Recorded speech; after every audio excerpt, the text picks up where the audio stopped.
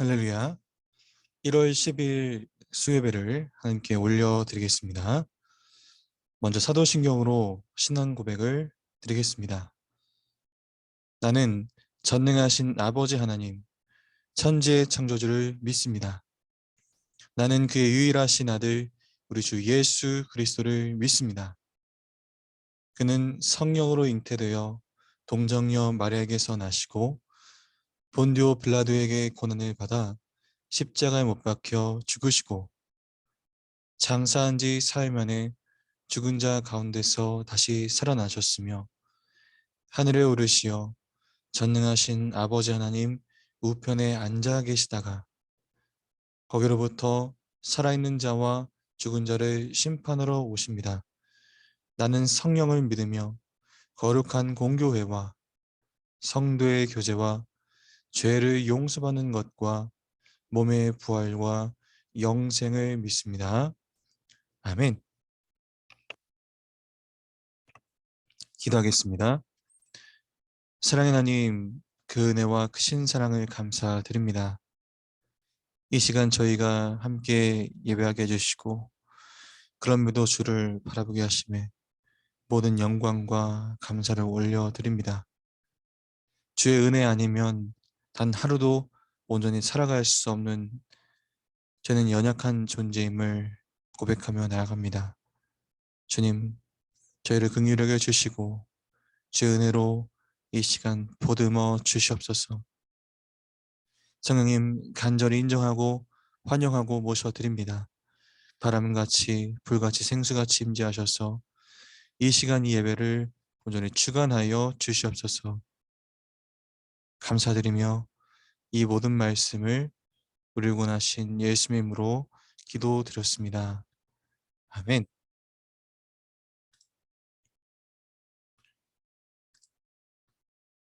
네, 오늘 은혜 받으실 하나님의 말씀은 신약 성경 로마서 10장 1절부터 13절까지 말씀이 되겠습니다.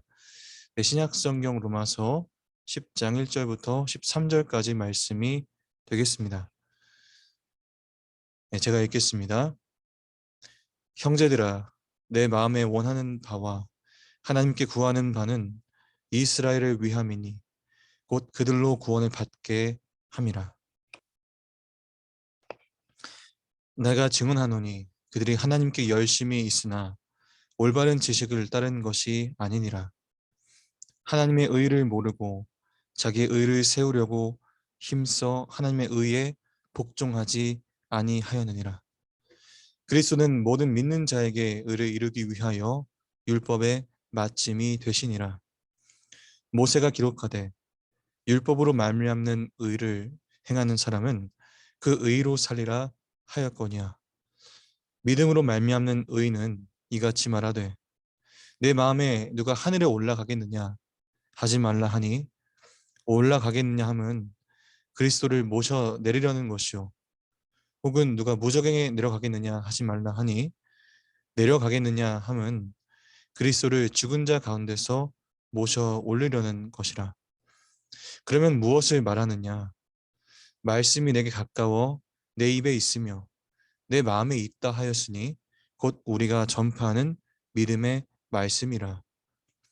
내가 만일 내 입으로 예수를 주로 시인하여 또 하나님께서 그를 죽은 자 가운데서 살리신 것을 내 마음에 믿으면 구원을 받으리라. 사람이 마음으로 믿어 의에 이르고 입으로 시인하여 구원에 이르느니라. 성경에 이르되 누구든지 그를 믿는 자는 부끄러움을 당하지 아니하리라 하니 유대인이나 헬라인이나 차별이 없음이라. 한 분이신 주께서 모든 사람의 주가 되사 그를 부르는 모든 사람에게 부요하시도다. 누구든지 주의 이름을 부르는 자는 구원을 받으리라. 아멘. 이 시간 로마서 25번째 강해 이 마음과 입으로 시인하는 믿음 이라는 제목으로 함께 말씀의 은혜를 나누겠습니다. 네, 로마서 9장부터 11장은 이스라엘의 구원 문제를 다룹니다. 자, 이스라엘 구원 문제가 왜 중요하냐면 이것이 하나님의 선교 역사요, 하나님의 구원의 경륜을 다루기 때문입니다. 자, 우리가 예수를 믿은 것이 아니라 하나님이 예정하시고 택하셔서 예수를 믿고 구원받게 된 것이죠. 자, 그래서 하나님께서 정하신 자를 부르시고 부르신 자를 의롭게 하시고 의롭게 하신 자를 영화롭게 하십니다.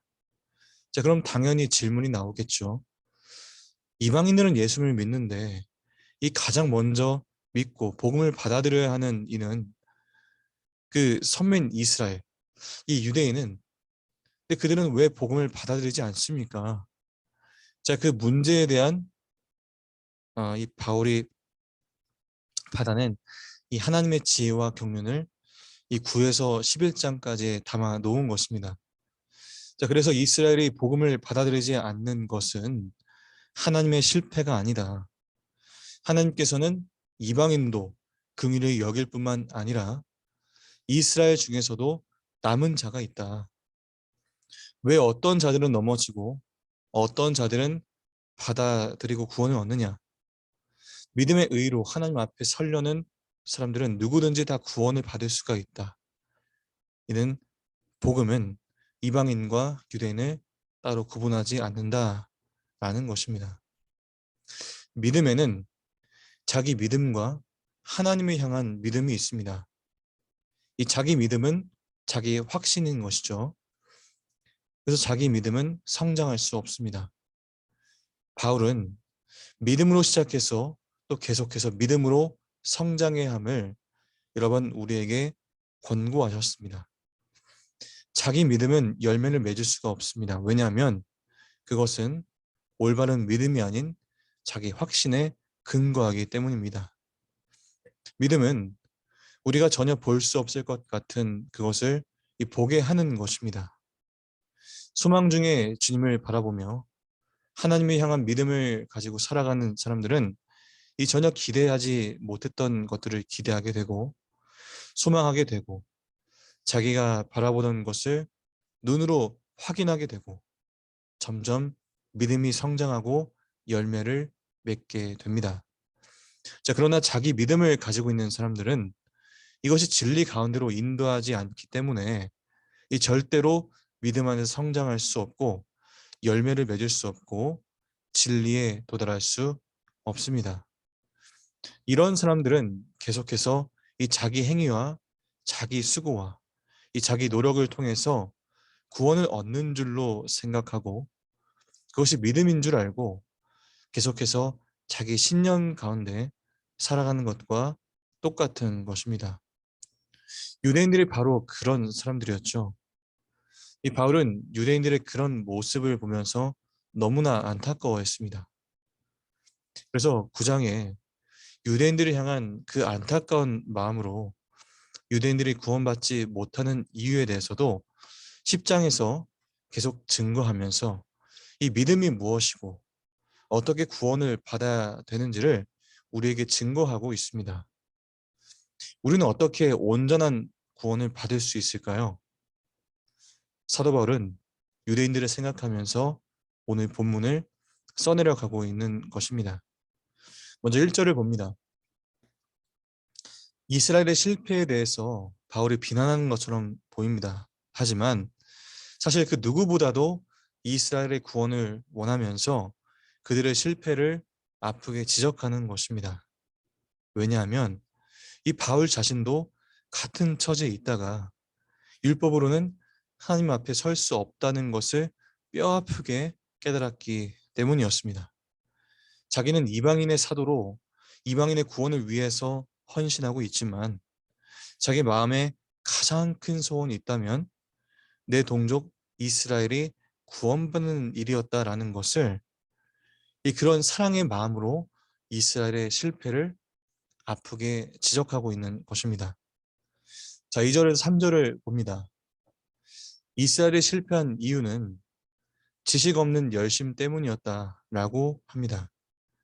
자, 누구보다 율법에 열심이었던 바울이었지만 그가 깨달은 것은 이 열심보다 중요한 것이 방향이라는 것이었습니다.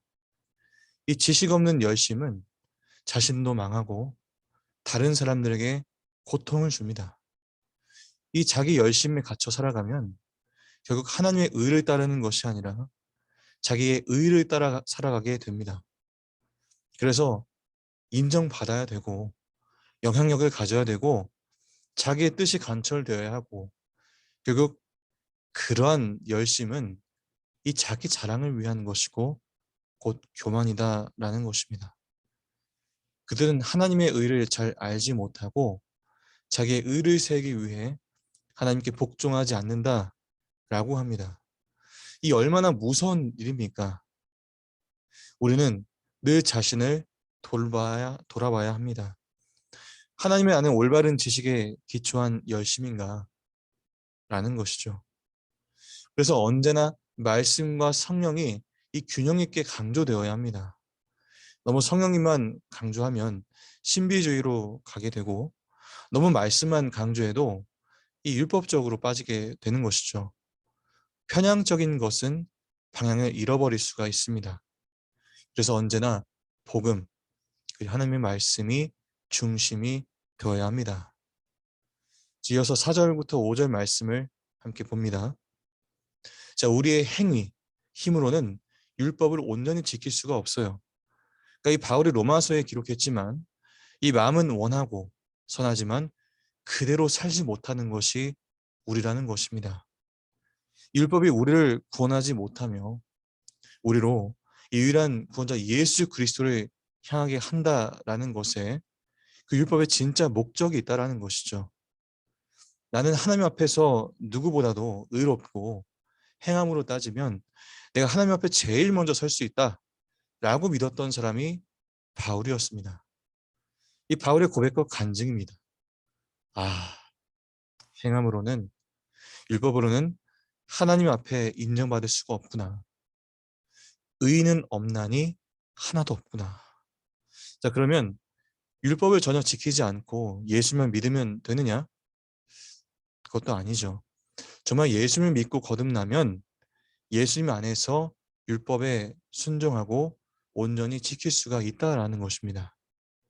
우리는 늘 신앙을 점검해야 합니다. 내가 믿음으로 주님 앞에 서기를 원하는지, 믿음으로 살고 있는지, 율법으로 살고 있는지 우리는 점검해야 합니다. 자, 그럼 내가 믿음으로 살고 있는지 어떻게 알 수 있을까요? 첫 번째, 자기 자랑이 없어야 됩니다. 내가 믿음으로 살고 있으면 자랑할 것이 하나도 없게 됩니다. 나의 나된 것은 다 하나님의 은혜입니다. 라는 고백이죠. 둘째, 늘 빚진 자의 마음으로 살아가는가? 입니다. 정말 믿음으로 산다면 이 자격 없는 자에게 베풀어 주신 이 하나님의 호의 때문에 내가 이만한 은혜를 누리고 있기 때문에 늘 빚진 자의 마음이라는 것입니다. 내가 굉장한 열심과 헌신을 했기 때문에 이 다른 사람보다 더 나은 대우를 받아야 한다라는 것이 아니죠. 그 빚진 것을 아직 하나님을 알지 못하는 사람에게 내가 그냥 받았으니 그냥 주는 것입니다. 자랑할 것이 없습니다. 이 바울이 로마서를 기록했던 이 기본적인 마음이 이런 것이었습니다. 내가 복음 앞에 자랑할 것이 아무것도 없습니다. 그리고 나는 모든 사람에게 빚진 자입니다. 내가 왜 이렇게 미친 사람처럼 이방인을 향해서 열심히 헌신하느냐? 바로 빚진 마음 때문이라는 것입니다. 자, 한편 이 바울은 신명기 30장 11절부터 14절에 나오는 이 모세의 고별 설교를 각색해서 이 그리스도께 적용합니다. 자, 이를 통해 바울은 그리스도께서 성육신과 부활을 통해 우리의 구원을 이루셨음을 강조합니다. 자, 만약 율법으로 살려고 하는 사람은 6절부터 7절에 나와 있는 그런 사람인데요. 내가 하늘로 올라가서 그리스도를 모셔오겠다. 누가 그럴 수 있겠습니까? 아니, 내 공로와 내 선행이 너무나 커서 내가 예수님을 이 땅에 억지로 모셔와서 이 땅은 십자가를 지게 하겠다. 이런 말도 안 되는 그럴 수 없는 것이죠. 또한 우리를 위해서 십자가에서 대속하여 죽으셔서 이 죽음 중에 계신 예수님, 그 예수님 내가 되살려겠다 라고 할 수 있는 사람이 있을까요? 그렇게 할 수 있는 사람이 있을까요? 율법으로 구원을 얻겠다는 것은 이런 것과 같다라는 것입니다. 이 얼마나 무모한 발상이고 불가능한 얘기입니까? 우리가 8절을 봅니다. 내가 찾아낸 것이 아니죠. 복음이 어느 날 찾아온 것입니다. 만약 우리가 땅끝까지 가서 땅끝까지 모든 것을 뒤져서 내 어떤 노력으로 복음을 깨닫고 만나는 것이 아니라 복음이 온 것이라는 것입니다. 이 고생해서 얻어야 소중함을 알 수 있는데 이 그냥 은혜로 주어진 것이죠. 자, 그런데 이렇게 복음이 은혜로 거저 손쉽게 주어진 이유가 있습니다. 우리가 찾아서는 복음을 만날 수 없기 때문입니다. 이 복음이 그래서 달리 복음이겠습니까? 주어졌고 가까이 왔으니 얼마나 감사한 일입니까? 그럼 우리가 할 일은 무엇일까요?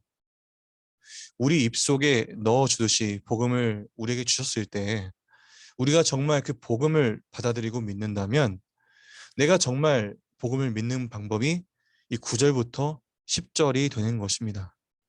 이 정말 그 복음을 받아들인다면 예수를 주라고 고백합니다.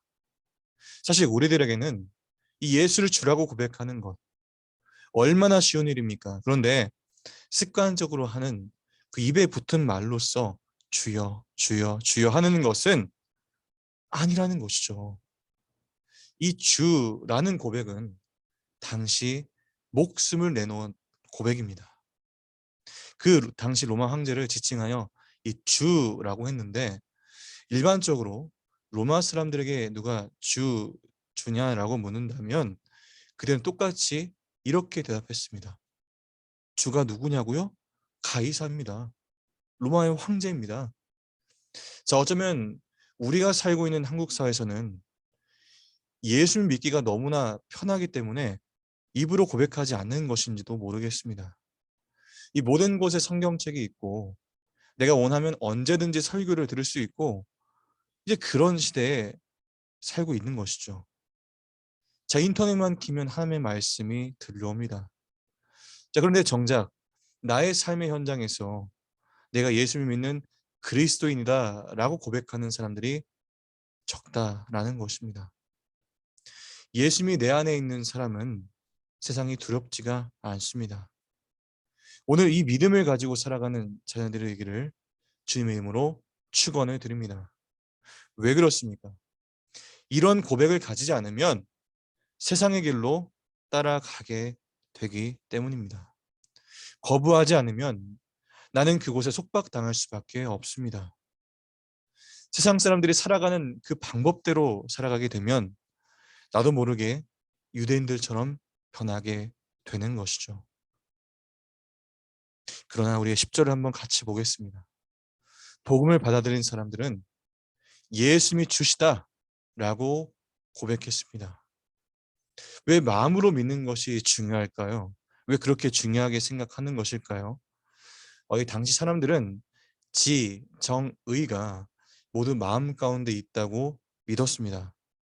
그러니까 무엇을 인식하고 깨닫고 지식적인 것을 깨닫고 내가 무엇을 감정적으로 받아들이는 것 그리고 내가 감정적으로 받아들이는 것뿐만 아니라 행동으로 나아가는 데까지 이르는 그 모든 것의 결정이 이 마음에 있다라고 생각했습니다. 그러니까 우리가 예수님과 그 부활하심을 믿는다는 것이 무엇이냐면 내가 의지적으로 결단할 뿐만 아니라 행동하는 데까지 나아가는 것입니다. 여러분, 믿음 없는 신앙 고백은 거짓이죠. 믿음 없이 습관적으로 그냥 예수가 주시다 라고 고백하는 것은 거짓입니다. 그것은 마귀도 압니다. 내가 예수님의 이름을 빙자해서 하는 것과 정말 고백하는 것은 분명하게 구분됩니다. 그러나 고백 없는 믿음은 진정한 믿음이 아닙니다. 그래서 가장 적극적인 신앙 고백이 무엇일까요? 맞습니다. 전도하는 것입니다. 예수님이 주시다라고 전도하는 것입니다. 그런데 내가 예수님을 믿고 복음을 받아들였는데 단 한 번도 전도한 적이 없다. 우리의 믿음을 재점검해야 합니다. 11절과 12절을 봅니다. 핍박을 받습니다. 그러나 부끄러움을 당하지는 않습니다. 육체적으로는 고난이 있고 세상 살기는 힘들어도 정말 믿음으로 인해 핍박을 받는다면 내 영혼에 기쁨이 있어요. 자, 무엇보다도 우리가 하나님 앞에 부끄러움을 당하지 않는 것이 제일 중요하잖아요. 세상에서 아무리 얼굴을 들고 다니면 뭐 하겠어요? 하나님 앞에 설 수 없는데. 그냥 우리가 이 땅에서 어떠한 대접을 당하더라도 하나님 앞에 내 양심에 가책할 것이 없는 것. 그러니까 이것이 진정한 자유라는 것입니다. 그러므로 율법은 수많은 차별을 낳았지만 복음은 유대 사람이든 이방 사람이든 차별하지 않습니다. 이 동일하신 주께서 모든 사람의 주가 되셔서 그를 주로 부르시는 모든 이들을 다 부유하게 하십니다. 정말 우리가 복음을 안다면 누구도 무시하거나 두려워할 필요가 없습니다. 그런데 엄연히 교회 안에도 차별이 존재하는 것 같습니다. 판단하고 이 편견에 사로잡혀서 우리가 복음이 아니라 율법으로 살아갈 때 그런 때가 얼마나 많은지 모릅니다. 정말 복음으로 은혜 받은 사람은 누구도 차별하지 않습니다. 긍휼히 여기고 불쌍히 여기고 품고 나아갑니다. 이제 마지막 13절을 보면서 말씀을 마무리하고자 합니다. 바로 이 성령 받은 사람을 예수님을 주라고 부른다라는 것이죠. 그리고 그 주의 이름을 부르는 사람은 구원을 받습니다. 그냥 습관적으로 하는 고백이 아니라 성령의 감동으로 마음에서부터 나오는 우리의 진정한 그 고백이 온전히 이루어지기를 예수님으로 간절히 축원드립니다. 이 시간 우리 말씀을 기억하면서 우리 함께 기도하고자 합니다. 우리 주 각자의 자리에서 기도하는 시간 갖도록 하겠습니다. 함께 기도하겠습니다.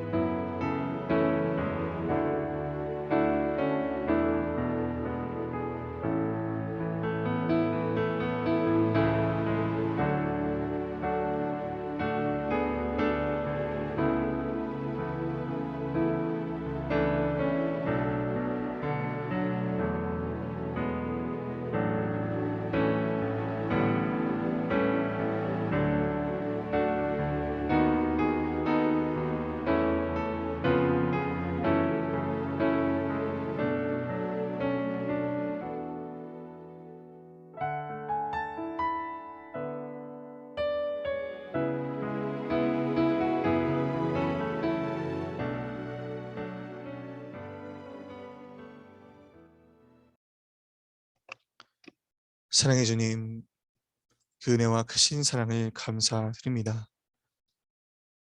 주께서 우리를 구원하지 않으셨다면, 우리에게 오시지 않으셨다면 우리 영원히 죽을 수밖에 없는 연약한 존재였음을 이 시간 마음으로, 입술로 고백하며 나갑니다. 주님, 우리에게는 소망이 없습니다. 우리에게는 어떠한 희망도 없습니다. 주님, 우리의 삶 속에서 다가오는 모든 문제와 어려움들 속에 구원이 어디에 있습니까? 그리고 우리가 어떻게 의롭게 산다 할지라도 그것이 우리가 구원을 얻을 수 있는 어떤 근거가 될 수 있습니까? 주님, 우리의 연약함들, 우리의 부족함들, 우리가 직면하여 바로 알게 하심을 감사드리며, 그런 연약한 속에 그냥 내버려 두지 아니하시고 우리를 구원하시고 인도하신 주님의 은혜를 감사와 영광을 올리며 찬양합니다. 주께까지 사랑하시고 우리를 자녀 삼아 주신 그 은혜로 말미암아 또한 오늘을 살아갈 수 있음 고백하며 나아갑니다. 주님, 다른 어떤 것보다도 주 예수 그리스도를 알게 하시고 그 은혜 가운데 살아감으로 말미암아 저희가 함께하는 이들, 예수 그리스도를 모르는 이들에게 담대하게 예수는 주시다라고 선포할 수 있는 우리의 삶이 되게 하여 주시옵소서. 함께하시고 인도하실 주님을 찬양합니다. 모든 것 감사드리며 이 모든 말씀을 우리를 권하신 예수의 이름으로 기도드렸사옵나이다. 아멘.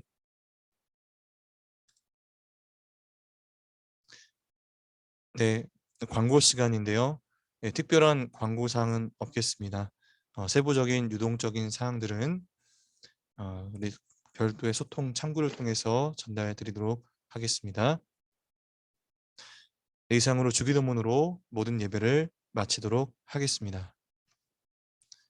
하늘에 계신 우리 아버지, 아버지 이름을 거룩하게 하시며 아버지 나라가 오게 하시며 아버지 뜻이 하늘에서와 같이 땅에서도 이루어지게 하소서. 오늘 우리에게 일용할 양식을 주시고 우리가 우리에게 잘못한 사람들을 용서하여 준 것 같이 우리 죄를 용서하여 주시고 우리를 시험에 빠지지 않게 하시고 악에서 구하소서. 나라와 권능과 영광이 영원히 아버지의 것입니다. 아멘. 할렐루야. 이 시간 모든 예배가 끝났습니다. 남은 한 주간도 삶으로 예배하시는 이 모든 성도님들 축복합니다. 감사합니다.